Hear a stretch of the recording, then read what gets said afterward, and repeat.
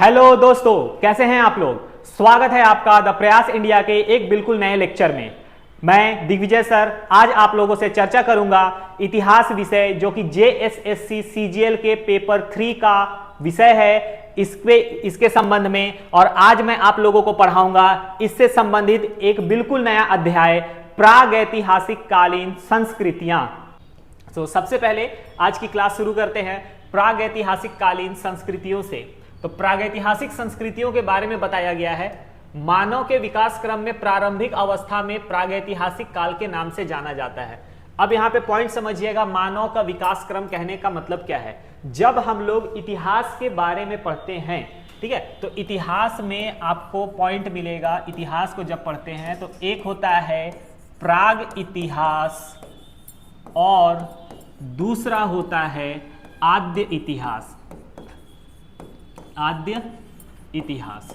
तो प्राग इतिहास जो है, प्राग इतिहास के बारे में यहां पर आपको बताया गया है।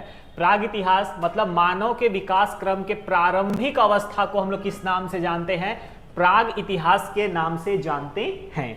साथ ही साथ यहां बताया गया है कि प्राग इतिहास के समय में क्या हुआ। तो इस समय में नए आविष्कार मानव जीवन का हिस्सा बने थे और सामान्यतः लोग जो हुआ करते थे वो आंखेटक थे, भोजन संग्राहक थे और पत्थर के औजारों का प्रयोग करते थे।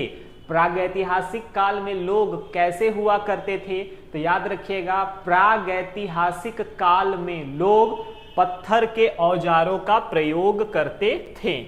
मानव के विकास के संबंध में अब हम लोग आगे बढ़ते हैं। मानव का विकास इस समय कैसे हुआ, तो बताया गया है कि इतिहास की जानकारी हमें इस समय की कैसे मिलती है, जीवाश्मों के द्वारा। जीवाश्म याद रखिएगा, जीवाश्मों का बहुत ज्यादा महत्व है, क्योंकि जीवाश्म में ही हमें बीते समय की सटीक जानकारी, बीते समय की सटीक जानकारी प्राप्त करने में सहायता करते हैं। सटीक जानकारी की प्राप्ति में सहयोग करते हैं, सहयोग करते हैं। इसको अच्छे से याद रखिएगा, जीवाश्मों से रिलेटेड, क्योंकि जीवाश्म जो है, फॉसिल्स जो हैं, इनके बारे में आपको कई जगहों पर पढ़ना है। आगे इसके बाद फिर बताया गया है कि जीवाश्म हो गया, उसके अलावा हमें जानकारी मिलती है पत्थर के औजार, गुफाओं की चित्रकारियों के बारे में।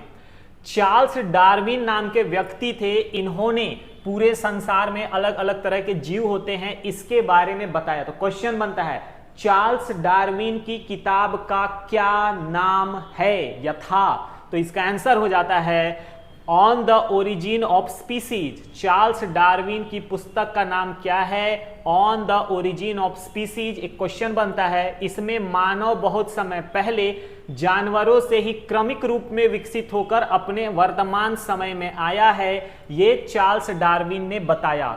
उन्होंने अपनी किताब में कहा कि इंसान अचानक से ऐसा नहीं है कि पृथ्वी पर आ गया। उन्होंने बताया कि सबसे पहले पृथ्वी पर जीवन की उत्पत्ति हुई और उसके बाद फिर कैसे मानव का विकास जो है वो जानवरों से हुआ, या आप यूं कह सकते हैं एप से हुआ। आगे उसके बाद उन्होंने बताया कि जीवाश्म जो प्राप्त हुए हैं इंसानों के, उससे उन्होंने इंसानों के बारे में बताया। उन्होंने कहा कि इंसान जो है होमो हैबिलिस, उसके बाद होमो इरेक्टस, उसके बाद होमो सेपियंस के रूप में वर्गीकृत किया गया। तो इंसानों का वर्गीकरण कितने भागों में किया जा सकता है, इसमें याद रखिएगा 3 भाग में वर्गीकृत किया जा सकता है, प्रजाति के आधार पर या जाति के आधार पर, विकसित होने के क्रम के आधार पर। ये कौन कौन सा था, तो पहला था होमो हैबिलिस, यानी कि वैसा मानव जो औजार बनाता था। होमो इरेक्टस यानी वैसा इंसान जो सीधे खड़े होकर पैरों के बल चलने लगा। देखिए, आरंभिक समय में जब इंसान था तो वो इस तरह से झुककर चलता था, उसकी रीढ़ की हड्डी जो थी इस तरह से झुकी हुई रहती थी और इस तरह से वो अपने पंजों के द्वारा चलता था। दोनों पैर और दोनों हाथ जो थे वो झुके हुए रहते थे। आगे चलकर उसका क्रमिक विकास हुआ और क्रमिक विकास के बाद इस पोजीशन से वो सीधा तन गया और धीरे धीरे करके उसने चलना शुरू किया और इसी चलने के क्रम में उसकी जो रीढ़ की हड्डी थी वो पूरी सीधी हो गई और वो तन कर चलने लगा। और जब वो तन कर चलने लगा तो ऐसे मानव को होमो इरेक्टस कहा गया। और उसके बाद जब इंसान चलने लगा, तनकर चलने लगा, तब उसके बाद उसका शरीर बिल्कुल इस तरह से हो गया और उसके बाद एक और परिवर्तन आया, उसके सोचने की क्षमता जो है पहले थी कहीं और, वहां से वो बेहतर होते होते ऊपर चली गई। और जब ये हुआ तो इंसान का दिमाग जो था वो एक्टिव हो गया, सोचने लगा, और जब वो सोचने लगा तो उसके बाद उसको बोला गया चिंतनशील मनुष्य या चिंतनशील जीव। और इसी चिंतनशील जीव को होमो सेपियंस के नाम से जाना गया। आई रिपीट अगेन, इन्हें किस नाम से जाना गया? होमो सेपियंस के नाम से जाना गया। तो हो गया होमो हैबिलिस, होमो इरेक्टस और होमो सेपियंस के रूप में इसको बांटा गया। मनुष्य का उद्भव स्थान जो है ये अफ्रीका में माना जाता है। अच्छे से याद रखिएगा, बहुत ही बेसिक लेवल का क्वेश्चन अगर एग्जामिनर को आपसे पूछना है, वो आपसे पूछेगा मानव की उत्पत्ति कहां हुई, ऑप्शन दे देगा Africa, Asia, Europe, central America. अब आप जवाब दीजिए वहां पर आसानी से। अगर जो थोड़ा बहुत भी जानता है तो वो आपका जवाब दे सकता है, लेकिन अगर उसको और कंफ्यूज करना है तो वहां पर वो क्या करेगा कि मानव की उत्पत्ति के साक्ष्य कहां से मिलते हैं, अफ्रीका लिख देगा, इंडिया में सेंट्रल एशिया मतलब सेंट्रल एशिया लिख देगा, इंडिया लिख देगा और कोई एक और लिख देगा। तो वहां पर वैसे सर्कमस्टांसेस में क्वेश्चन के गलत होने की संभावना बढ़ जाती है। इसीलिए जो भी आप पढ़ रहे हैं उसमें याद रखिएगा कि जानकारियों का पूर्ण होना जरूरी है। आधी अधूरी जानकारियां हमेशा खतरनाक होती हैं। तो जितना ज्यादा इंफॉर्मेशन आपके पास रहेगा एग्जामिनेशन में, उसके या फिर आपके सक्सेस होने की गारंटी उतनी ही ज्यादा है। इसी के संदर्भ में मैं आपको एक दोहा भी कहना चाहूंगा कि अधजल गगरी, दोहा नहीं, एक आपको मैं लाइन कहना चाहूंगा, अधजल गगरी छलकत जाए। तो आधी गगरी नहीं रखनी है, गगरी पूरी भरी रखनी है। मतलब नॉलेज जो है वो एग्जाम के पॉइंट ऑफ व्यू से जितना चाहिए उससे भरा हुआ होना चाहिए, ताकि गलतियां होने की संभावनाएं कम से कम रहे। आगे बढ़ते हैं। उसके बाद बताया गया है कि भारत में आदि मानव का अध्ययन प्रागैतिहास के अंतर्गत किया जाता है और मानव के जिस रूप के साक्ष्य प्राप्त हुए हैं उसे रामापिथेकस कहा गया है। यानी इंसान के जिस रूप के बारे में हमें जानकारी मिली है उसे क्या कहा गया है? रामापिथेकस कहा गया है। साथ ही साथ कहा जा रहा है पूरे भारतीय उपमहाद्वीप में पुरापाषाण काल के आदि मानव का कोई जीवाश्म नहीं मिला है। यह क्वेश्चन आपका न केवल JSSC बल्कि और भी एग्जामिनेशंस के लिए डीप इंफॉर्मेशन में बहुत इंपॉर्टेंट रोल प्ले करेगा। कैसे क्वेश्चन बनता है कि मानव के साक्ष्य तो प्राप्त हुए हैं, लेकिन जिस रूप के साक्ष्य प्राप्त हुए हैं उसे क्या कहा गया है? तो बोला जा रहा है जिस रूप के साक्ष्य प्राप्त हुए हैं उसे रामापिथेकस कहा गया है। तो पॉइंट आ जाता है आपका कि रामापिथेकस जो है ये क्या है? तो भारत में जो मानव के जिस रूप के साक्ष्य प्राप्त हुए हैं उसे रामापिथेकस कहा गया है। और साथ ही साथ उपमहाद्वीप में, भारतीय उपमहाद्वीप में पुरापाषाण काल के आदि मानव का कोई जीवाश्म नहीं मिला है। इसको अच्छे से याद रखिएगा। आगे बताया गया है भारत में प्रागैतिहासिक मानव का प्राचीनतम जीवाश्म नर्मदा नदी घाटी क्षेत्र में हथनौरा से मिला है। कहां से मिला है? हथनौरा से मिला है। भारत में मानव के प्राचीनतम अस्तित्व के संकेत कहां से मिलते हैं? पत्थर के औजारों में मिलते हैं। और इनका काल कब से कब तक बताया गया है? तो देख लीजिए, इनका काल बताया गया है 5 लाख ईसा पूर्व से 2.5 लाख ईसा पूर्व के बीच में। तो ये जानकारियां बहुत ही अच्छी तरह से आपको एकदम याद कर लेनी है। एक ही पोर्शन से कई तरह के क्वेश्चन बनते हैं। सो ऑलवेज रिमेंबर कि जब कई तरह के क्वेश्चन बनते हैं तो आपको वहां पे अलर्ट एंड अवेयर होना बहुत जरूरी है। आगे इसके बाद बढ़ते हैं भारतीय इतिहास के काल विभाजन के बारे में। तो भारतीय इतिहास के काल को जब बांटा गया है तो यहां पे बताया गया है कि भारतीय इतिहास का काल विभाजन जो है, स्रोतों के आधार पर इतिहासकार भारतीय इतिहास को 3 भाग में बांटते हैं। प्रागैतिहासिक काल, आद्य ऐतिहासिक काल और ऐतिहासिक काल। मैंने शुरुआत में ही आपको बताया था प्रागैतिहासिक काल और आद्य ऐतिहासिक काल के बारे में। तो इसमें होता क्या है? प्राग इतिहास का मतलब हो गया इतिहास का ऐसा काल जिसमें मानव उत्पत्ति से लेकर 3000 ईसा पूर्व तक का काल है। मतलब जिसमें लिपि या वैसी कोई चीज हमें नहीं दिखती है, लिपि नहीं मिलती। लिपि नहीं मिलती आम, और उसके बाद केवल चित्र मिलते हैं। ठीक है, चित्र मिलते हैं। तो ये आपका हो गया प्राग ऐतिहासिक काल, pre history, proto history and historical era बोलते हैं। आद्य ऐतिहासिक काल बोला जाता है वैसा काल जिसके बारे में हमें जानकारी है, यहां पे लिपि भी मिलती है, लेकिन लिपि के साथ ही साथ यहां पे इसको अभी तक पढ़ा नहीं जा सका है, पढ़ा नहीं जा सका है। इसे हम क्या बोलते हैं? तो इसे बोलते हैं आद्य ऐतिहासिक काल। और आद्य ऐतिहासिक काल में जो आते हैं वो कौन हो जाते हैं? तो याद रखिएगा, हड़प्पा सभ्यता जो है, हड़प्पा आद्य इतिहास में आ जाता है, क्योंकि इसकी लिपि अभी तक पढ़ी नहीं गई है। उसके बाद तीसरा आ जाता है, इसको बोलते हैं ऐतिहासिक काल। ऐतिहासिक काल यानी अभी जो हम लोग हिस्ट्री जिसे बोलते हैं, 600 BC से लेकर अभी तक का जो टाइम है, प्रेजेंट तक का, इसे हम काउंट करते हैं ऐतिहासिक काल में। इसी ऐतिहासिक काल में आप पढ़ते हैं, ऐतिहासिक काल जो है, इसी ऐतिहासिक काल में आप पढ़ते हैं प्राचीन भारत, प्राचीन भारत। ठीक है, उसके बाद आप पढ़ते हैं मध्यकालीन भारत, और उसके बाद आप पढ़ते हैं आधुनिक भारत का इतिहास। तो ये सभी किसमें आ जाते हैं? ये सभी आ जाते हैं आपके जो ऐतिहासिक काल है उसमें। अब आगे बढ़ते हैं इसके बाद वाले हिस्से में। आप देख सकते हैं प्राचीन इतिहास का काल वह काल जिसके लिए कोई साक्ष्य उपलब्ध नहीं है तथा मानव जीवन अपेक्षाकृत पूर्णतया सभ्य नहीं था, उसे क्या कहते हैं? प्राग ऐतिहासिक काल कहते हैं। इस काल का इतिहास लिखते समय इतिहासकारों को किस पे निर्भर करना पड़ता है? पुरातात्विक साधनों पर। मैंने पहले भी आपको बताया है, पुरातात्विक साक्ष्य जो होते हैं वो जो साहित्यिक स्रोत है उसके तुलना में ज्यादा विश्वसनीय माने जाते हैं, क्योंकि पुरातात्विक स्रोतों में समय के अनुसार छेड़छाड़ संभव नहीं है, जबकि साहित्यिक स्रोतों को अपनी इच्छा, आवश्यकता एवं उद्देश्यों के अनुरूप परिवर्तित किए जाने की संभावनाएं बनी रहती है। इसी कारण से पुरातात्विक साक्ष्यों का महत्व ज्यादा है साहित्यिक साक्ष्यों की तुलना में। आगे बताया गया है, प्राचीन इतिहास में एक ऐसा समय भी था जब मनुष्य लिखना तो जानता था, लेकिन उन प्राप्त लेखों को अभी तक पढ़ा नहीं जा सका है। उसे आद्य ऐतिहासिक काल कहा जाता है। और साथ ही साथ कहा गया है कि इस काल को लिखने के बाद, इस काल को लिखते समय भी मनुष्य पुरातात्विक साक्ष्यों पर निर्भर करते थे।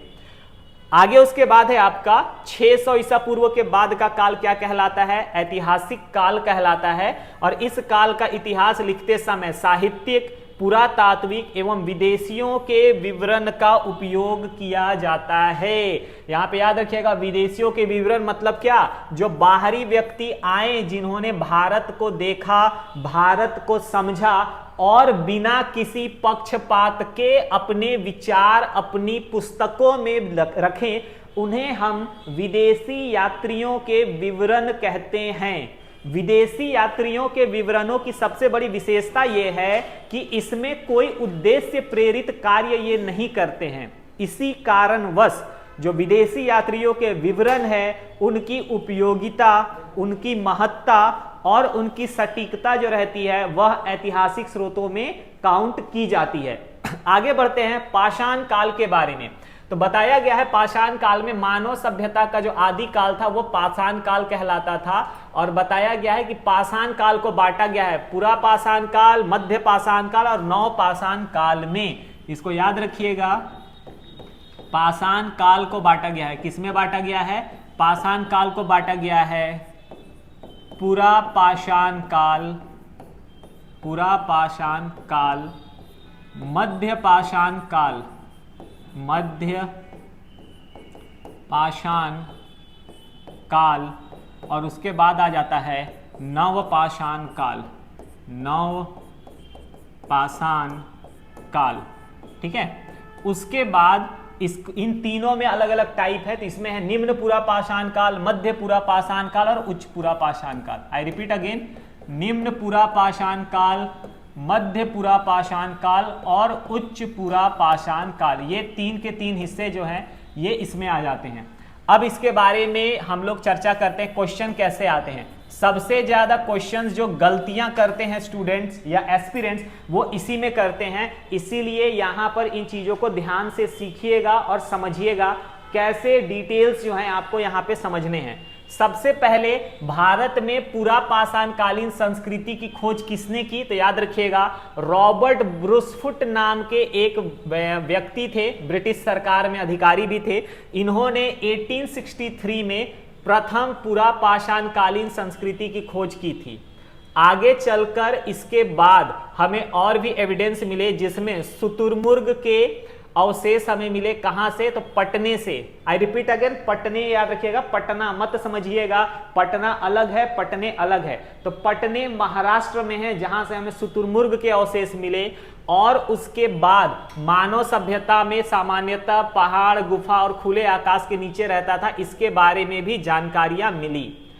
साथ ही साथ बताया गया पूरा पाषाण काल के जो मानव थे वो निग्रिटो प्रजाति के थे। पॉइंट बनता है, पूरा पाषाण काल के मानव किस प्रकार के थे, तो ये निग्रिटो प्रजाति के थे। और साथ ही साथ बोला जा रहा है कि मानव द्वारा बनाया जाने वाला प्रथम औजार कौन सा था, तो मानव द्वारा बनाया जाने वाला प्रथम औजार जो था ये था कुल्हाड़ी।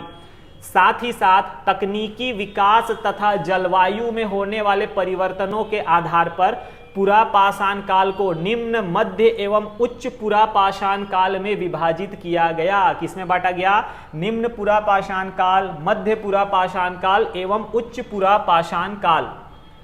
आगे बताया गया उसके बाद निम्न पूरा पाषाण काल, जो कि इसका पहला टाइप है, इसके बारे में कि पूरा पाषाण काल में निम्न पूरा पाषाण काल वह समय था जब अधिकांश भाग ठंडी जलवायु से संबंधित था। क्रोड़ उपकरणों की प्रधानता थी। हस्तकुठार, खंडक, विदारनी, ये सभी इस काल के मुख्य उपकरण थे। हस्तकुठार मतलब कुल्हाड़ी, खंडक हो गया, विदारनी पकड़कर तोड़ने के लिए इस्तेमाल किया जाता था। इस तरह के औजार प्रमुख थे जो काटजाइट पत्थरों के बनाए जाते थे। इसी में आपको कुछ और स्थलों के नाम मिलते हैं, कुछ और चीजों के जगहों के नाम मिलते हैं, जैसे सोहन घाटी हो गया, बेलन घाटी हो गया, आदमगढ़ हो गया, भीमबेटका हो गया, नेवासा हो गया। ये सभी इस काल के महत्वपूर्ण स्थलों में काउंट किए जाते हैं। उसके बाद बताया गया है मध्य पूरा पाषाण काल के बारे में। पूरा पाषाण काल का दूसरा हिस्सा है 1.2, आप इसे बोल सकते हैं। अगर आप इसे नंबरिंग वाइज करेंगे तो ये पहला हो गया, इसका ये पहला पार्ट है 1.1, ये दूसरा हो गया 1.2। तो 1.2 के बारे में आप यहां देखिएगा, इस काल में मानव जीवन अस्थिर था। ये कैसा था, अस्थिर था। और साथ ही साथ उपकरण पहले की अपेक्षा सुंदर, छोटे एवं पैने बनने लगे थे। और साथ ही साथ यहाँ पर पत्थर की पपड़ी से बनी वस्तुओं का मीन्स उद्योग भी हमें देखने को मिलता है। और अलग अलग उपकरणों में फलक, वेदनी, छेदनी, खुरचनी, इन सभी का प्रयोग किया जाता था। क्वार्टजाइट के साथ चार्ट, जैस्पर प्रमुख कच्चा माल था।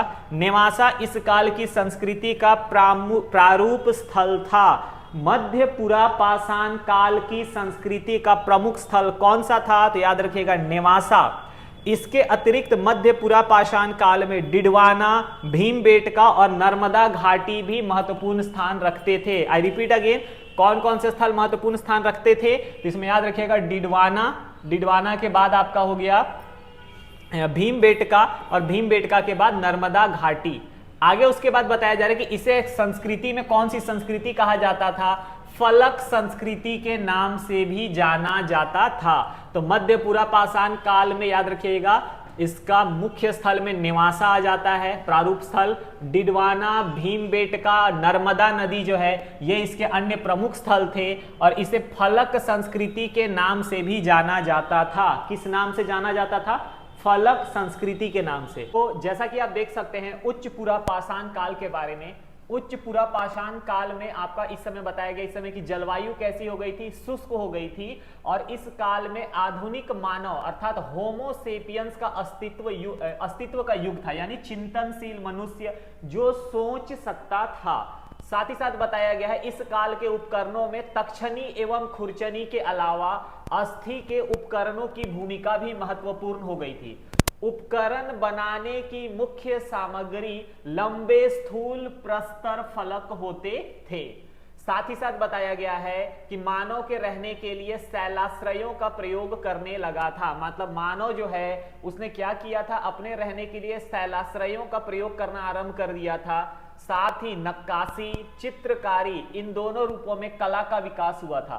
बेलन घाटी, छोटा नागपुर पठार, मध्य भारत, कुर्नूल, चित्तूर, गुजरात, इन सभी में बताया गया है कि इस काल के प्रमुख स्थल थे। आगे इसके बाद बढ़ते हैं नेक्स्ट पोर्शन पर, जो कि है मध्य पाषाण काल के बारे में। तो पूर्व पाषाण, पूरा पाषाण काल, मध्य पाषाण काल और नव पाषाण काल में अब हम लोग आते हैं मध्य पाषाण काल के बारे में। मध्य पाषाण काल के बारे में बताया गया है कि यह काल पुरा पाषाण काल और नव पाषाण काल का संक्रमण काल कहा जाता है, यानी कि बीच का जो टाइम है उसको ये बताता है। इस समय लोग शिकार करके, मछली पकड़कर और खाद्य वस्तुएं मतलब खाने पीने की वस्तुओं को बटोर कर, इकट्ठा करके अपना जीवन यापन करते थे। और साथ ही साथ बताया गया है कि इन औजारों में हड्डियों या लकड़ियों के लगे हुए मुट्ठे लगे होते थे। हसिया और आरी जैसे औजारों के साक्ष्य भी हमें यहाँ मिलते हैं। साथ ही साथ कहा गया है ब्लेड, नुकीले क्रोड़, त्रिकोण, नवचंद्राकार आदि अन्य प्रमुख उपकरण थे। साथ ही साथ बोला जा रहा है कि तीर कमान का विकास इसी काल में हुआ था। आई रिपीट अगेन, मध्य पाषाण काल से रिलेटेड आपका एक बहुत इंपॉर्टेंट पॉइंट यहां आ जाता है, बहुत ही बेसिक लेकिन इंपॉर्टेंट में आप इसको काउंट करेंगे कि तीर कमान का आविष्कार कब हुआ था, तो मध्य पाषाण काल में हुआ था। और साथ ही साथ बताया गया है कि इसी काल में मध्य प्रदेश के आदमगढ़ से हमें पशुपालन का प्रारंभिक साक्ष्य प्राप्त होता है और राजस्थान के बागोर से। तो मध्य प्रदेश का आदमगढ़ और राजस्थान के बागोर से हमें पशुपालन का साक्ष्य मिलता है। और मानव द्वारा पालतू बनाया गया पहला पशु कौन सा था, तो याद रखिएगा कुत्ता था। स्थायी निवास जो है इसके प्रारंभिक साक्ष्य हमें कहां से मिलते हैं, तो सराय नाहर राय एवं महदहा के स्तंभ गर्त के रूप में मिलते हैं। साथ ही साथ मातृदेवी की उपासना और समाधान पद्धति का विकास भी इसी काल में हुआ था। भीमबेटका याद रखिएगा वो जगह है जहां से हमें चित्रकारी के प्राचीनतम साक्ष्य मिले हैं। और साथ ही साथ गुफा चित्रों में हमें हिरण की आकृति सबसे ज्यादा देखने को मिलती है। किसकी आकृति सबसे ज्यादा देखने को मिलती है, तो याद रखिएगा हिरण की आकृति हमें सबसे ज्यादा गुफा चित्रों में देखने के लिए मिलती है। आगे उसके बाद बढ़ते हैं नव पाषाण काल के बारे में। जैसा कि आप देख सकते हैं नव पाषाण काल के बारे में कि इसका प्रयोग सर्वप्रथम किसने किया था, जॉन लुबाक ने 1865 में किया था। 1865 ईस्वी में जॉन लुबाक नाम के व्यक्ति ने नव पाषाण काल में या नव पाषाण काल के लिए नियोलिथिक शब्द का प्रयोग किया था। कौन से शब्द का, तो याद रखिएगा नियोलिथिक शब्द का।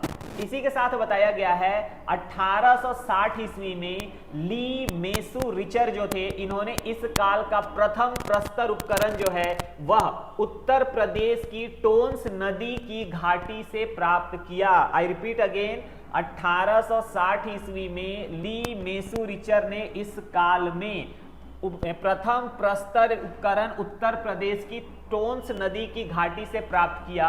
और इस काल के निवासी सबसे पुराने कृषक समुदाय के थे। कौन थे, तो कृषक समुदाय के लोग जो थे वो निवासी थे। वे मिट्टी और सरकंडे के बने गोलाकार या आयताकार घरों में रहते थे। साथ ही साथ बताया गया है मानव द्वारा, इंसानों द्वारा सर्वप्रथम प्रयुक्त अनाज कौन सा था, तो जौ था। क्वेश्चन बनता है इंसान ने सबसे पहले किस अनाज का प्रयोग किया था, तो याद रखिएगा जौ का। और साथ ही साथ बताया गया है कि उत्तर प्रदेश में सुलेमान किरथर पहाड़ी क्षेत्र में बोलन दर्रे के पास मेहरगढ़ नाम की जगह है, जो कि एक हरा भरा समतल स्थान है। यहां से भी हमें अनाज के प्राचीनतम साक्ष्य प्राप्त हुए हैं। साथ ही साथ बताया गया है कि यहीं से हमें हिरण, सुअर, भेड़ तथा बकरियों की हड्डियों के साक्ष्य भी प्राप्त हुए हैं। और साथ ही साथ कहा जा रहा है कि मेहरगढ़ से ही एक कब्र मिली है जहां से मृतकों के साथ एक बकरी को भी दफनाया गया है।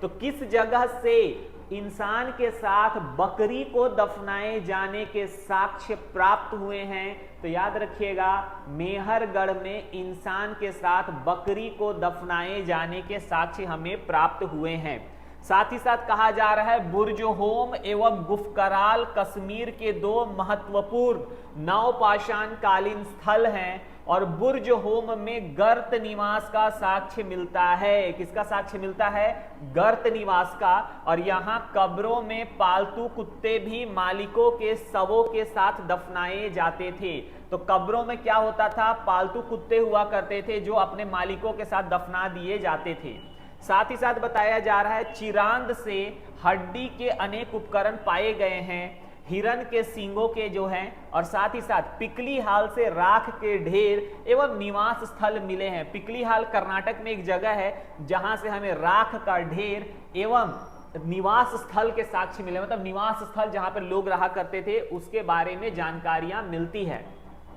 आगे चल के हम लोग आते हैं ताम्रपाषाण काल के बारे में। तो ताम्रपाषाण काल का अर्थ हो गया धातु का प्रयोग यहाँ शुरू हो चुका था और धातुओं में सबसे पहले इंसान ने तांबे का प्रयोग शुरू किया था, जिसके बारे में आपको जानकारियां हैं भी पहले से।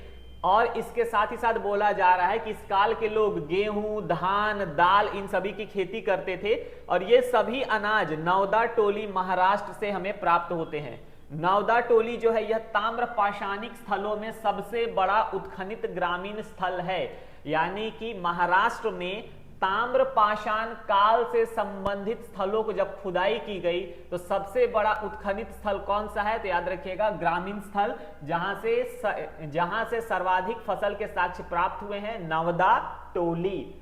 और साथ ही साथ यहां याद रखिएगा नौदा टोली से क्वेश्चन भी आए हैं, तो इसलिए आपको याद रखना भी जरूरी है। नौदा टोली से रिलेटेड एक और पॉइंट बन जाता है कि नौदा टोली का उत्खनन किसने किया? तो नौदा टोली का उत्खनन HD सांकलिया ने किया था। किसने किया था? नौदा टोली का उत्खनन HD सांकलिया ने किया था। और इस काल में जुलाहे, कुंभकार, धातुकार, हाथी दांत के शिल्पी, चूना बनाने वाले और मिट्टी के खिलौने बनाने वाले कारीगर मौजूद थे। लोग मातृदेवी की पूजा करते थे। वृषभ धार्मिक संप्रदाय का प्रतीक था। चित्रित मृदभांडों का प्रयोग सबसे पहले ताम्रपाषाणिक लोगों ने ही किया था। आई रिपीट अगेन, चित्रित मृदभांड यानी कि मृदभांड जो हुआ करते थे उनका सबसे पहले प्रयोग किसने शुरू किया? तो ताम्रपाषाण काल के लोगों ने ही किया था। आगे बताया जा रहा है प्रमुख ताम्रपाषाणिक संस्कृतियां कौन कौन सी थी? तो इसके बारे में बताया गया है प्रमुख ताम्रपाषाण कालीन संस्कृतियां थी। इसमें आपका आ जाता है मालवा संस्कृति। आई रिपीट अगेन, कौन सा है ताम्रपाषाण संस्कृति में? पहला मालवा संस्कृति, दूसरा जोरवे संस्कृति, तीसरा आहड़ संस्कृति और चौथा कायथा संस्कृति। मालवा संस्कृति का समय काल 1700 से 1200 ईसा पूर्व माना जाता है। जोरवे संस्कृति का 1400 से 700 ईसा पूर्व, आहड़ संस्कृति का 2100 से 1800 ईसा पूर्व, कायथा संस्कृति का 2100 से 1800 ईसा पूर्व समय काल माना जाता है। मालवा संस्कृति के बारे में बताया गया कि इस संस्कृति की विशेषता थी मालवा मृदभांड, जो ताम्रपाषाणिक मृदभांडों में उत्कृष्टतम माना जाता है। मतलब मालवा मृदभांड जो है वो ताम्रपाषाण काल के या ताम्रपाषाणिक मृदभांड उसमें क्या माना जाता है? तो उत्कृष्टतम यानी कि श्रेष्ठ माना जाता है। जोरवे संस्कृति के बारे में बोला जा रहा है कि जोरवे संस्कृति जो है यह ग्रामीण थी और इसकी कई बस्तियां थी, जैसे कि दैमाबाद और इनाम गांव में नगरीकरण की प्रक्रिया प्रारंभ हो गई थी। जोरवे स्थलों में सबसे बड़ा दैमाबाद है। इनाम गांव एक बड़ी बस्ती थी जो किलाबंद एवं खाई से घिरी हुई थी। जोरवे संस्कृति के अंतर्गत 5 कमरों वाले मकान के अवशेष हमें मिलते हैं। किसके अवशेष मिलते हैं? 5 कमरों वाले मकान के। उसके बाद आहड़ संस्कृति के बारे में बताया गया है। कहा जा रहा है कि आहड़ संस्कृति का प्राचीन नाम ताम्बवती है। याद रखिएगा, क्वेश्चन यहां पे बनता है आहड़ संस्कृति का प्राचीनतम नाम कौन सा है? तो ताम्बवती है। और गिलुंद इस संस्कृति का स्थानीय केंद्र था। स्थानीय केंद्र कौन सा था? गिलुंद।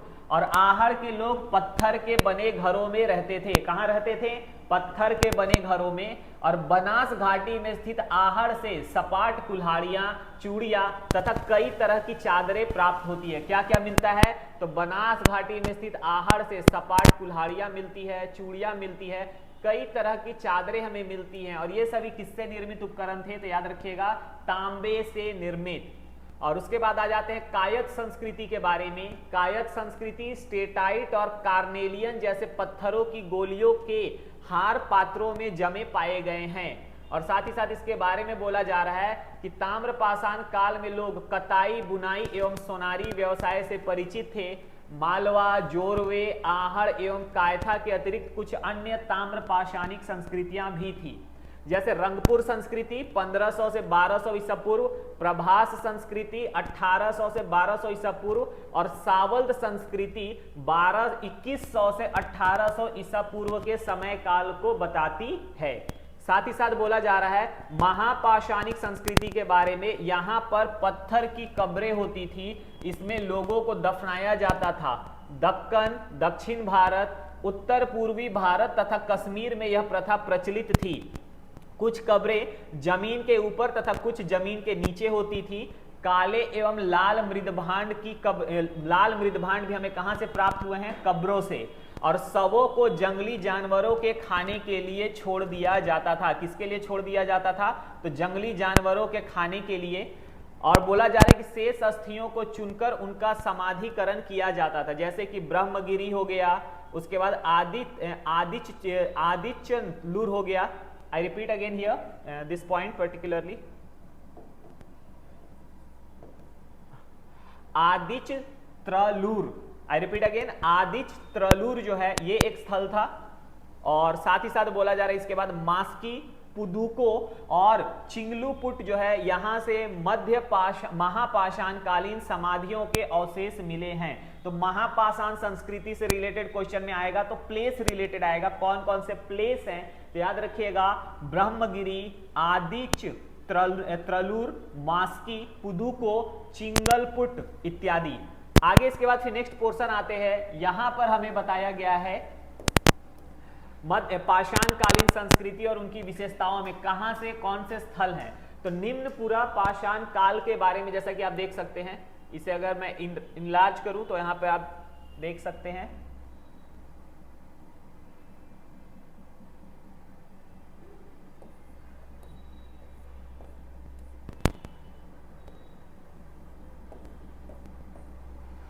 तो जैसा कि आप देख सकते हैं यहां पर निम्न पुरापाषाण काल में संस्कृति के लक्षण सल्क, गंडास, खंडक और उपकरण के हमें साक्ष्य मिलते हैं।